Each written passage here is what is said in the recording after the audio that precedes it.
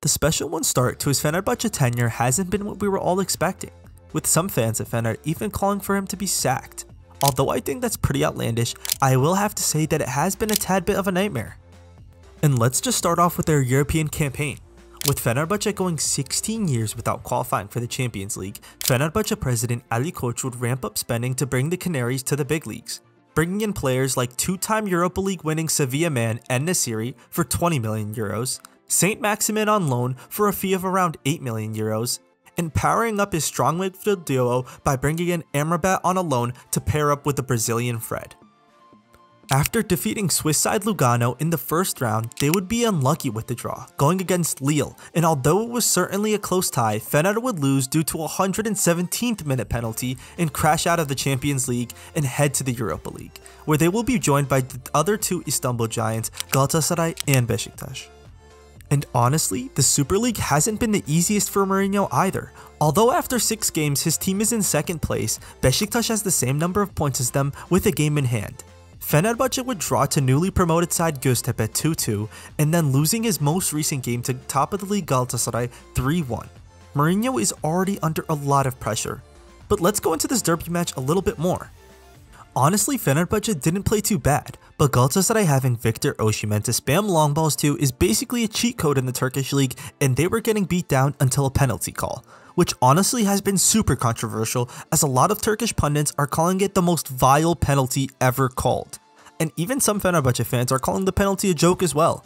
This certainly switched the momentum of the match though, because after that Galatasaray didn't look so potent on the attack.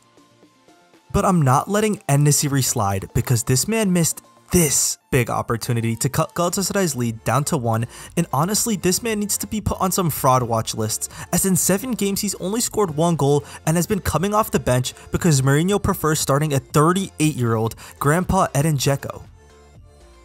Which just isn't the best look when you consider that En-Nesyri is one of Super League's most expensive transfers of all time. How can he not get into the starting lineup?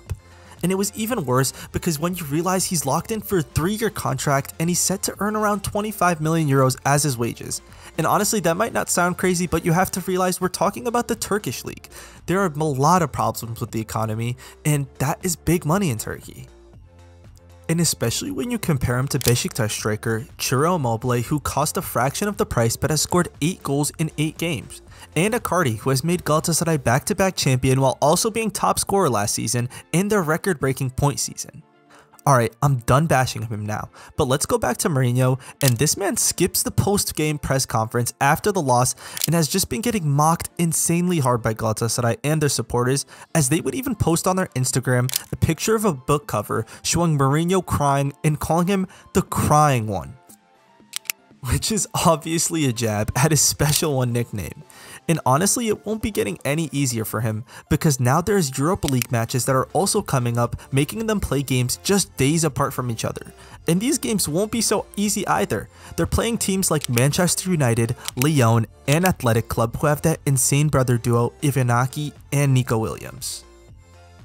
And they're already 5 points behind the reigning champions Galatasaray, and it's clear that they have a lot of work to do if they want to end their championship drought of 10 years.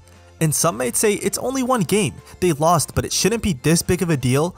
But unfortunately for Fenerbahce fans, it is, as last season they had a record total of 99 points but still lost out on the league title. And guess what? That season they had only lost 1 time in the league as well, meaning that once again every single game has to be a must-win if they want to win the trophy. But forget that title for now, because Jose Mourinho is a tournament manager. And in that sense, it's already not looking too good for him in the Turkish Cup, as Fenerbahce might be banned due to the president Ali Koç telling the squad to abandon the previous season's Super Cup match, coming out with their U19 squad against Galatasaray's main team, conceding a goal in literally less than a minute, and then leaving the pitch, which in its own right is a whole nother story for a whole nother video. But that leaves 1 less trophy for Fener on the table this season.